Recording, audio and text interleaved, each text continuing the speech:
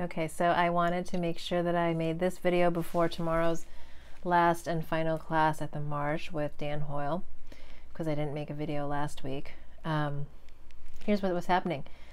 Last week, the day before I went to my class at the Marsh, I found out that I had been accepted to perform at Monday Night Marsh in April. So just based on the video of my first performance and a brief description of a 15-minute portion of that, which I wrote around kind of having the idea that it would be a safe section of the show that I would do around improvisation, you know, the switch from classical to improvisation, that wouldn't be traumatic or historical or any way triggering for anyone. So I wanted to make it easy for people to receive me, which was interesting. So I kind of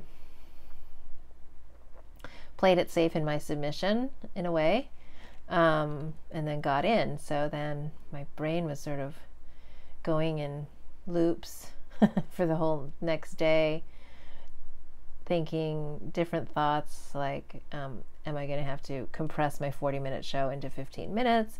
How can I just cut 15 minutes out of it and perform it? And all these things, and just going in a million directions. And so when I showed up in class, I was sort of preoccupied with what to do and the thoughts around that. And I did something completely different for the workshopping work that we were showing. And I think what I took from that was I need to be in these spaces where I have a place to go every week, or someone else to be accountable to show my work to, just as a way to bring my process outside of my own head and body and experience, and just have it witnessed, have a place that can receive it and where everyone is safe in that process.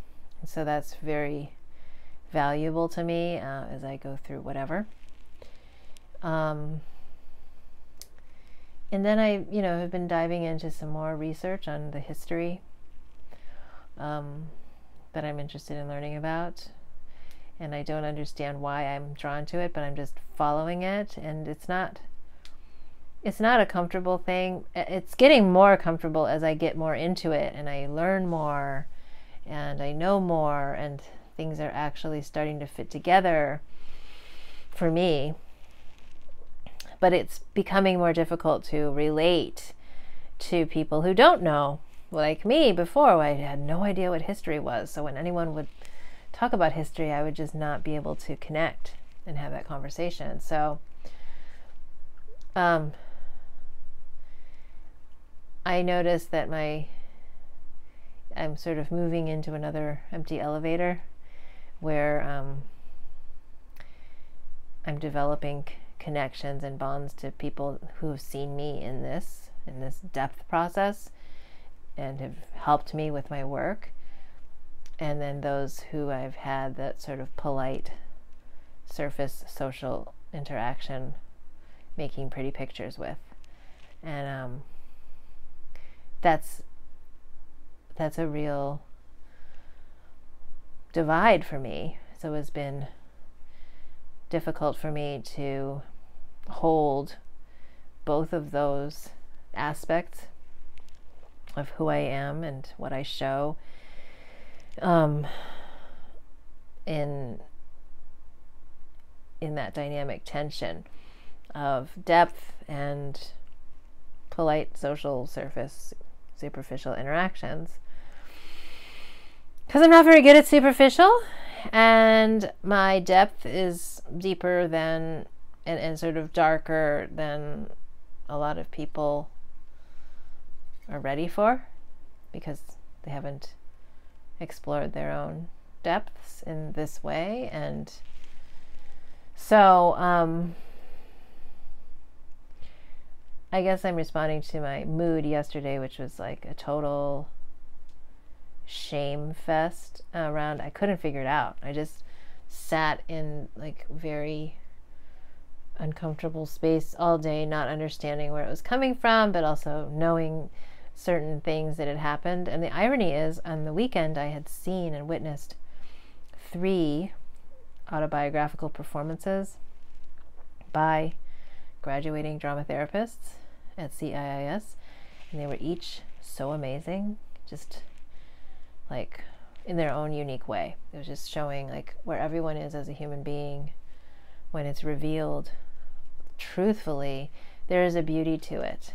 You know, we can see something there that is precious to all of humanity.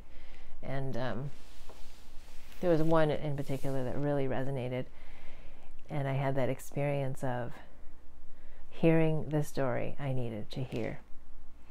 And it was so encouraging to me because, you know, we can go through a whole life not knowing that we were hungry for a certain story to touch the place in our heart that we felt was not touchable, that no one would ever understand or accept. And this was a story that I needed to see that touched that part of me and encouraged me to continue on my journey of mining and finding that story that I need to hear from me in the world, and just knowing, having the faith that there's many people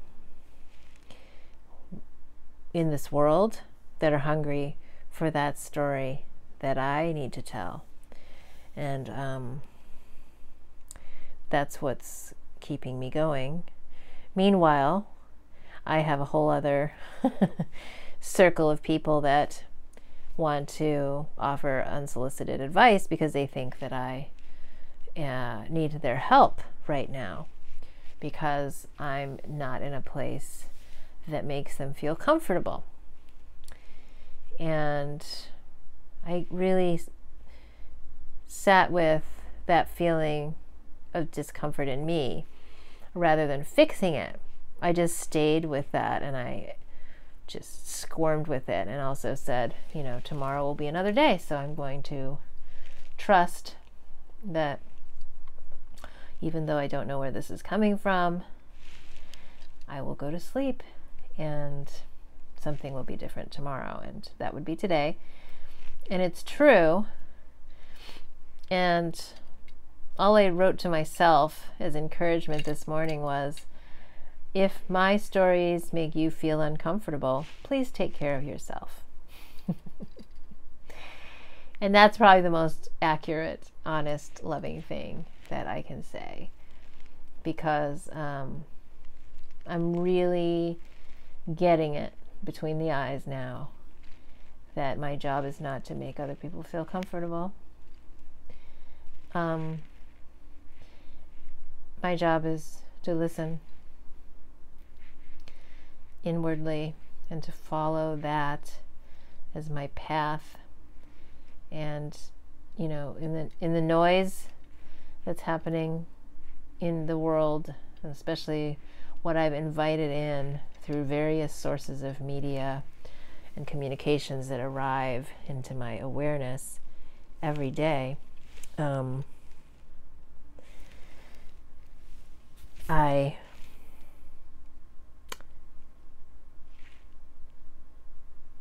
need more discipline to stay with that.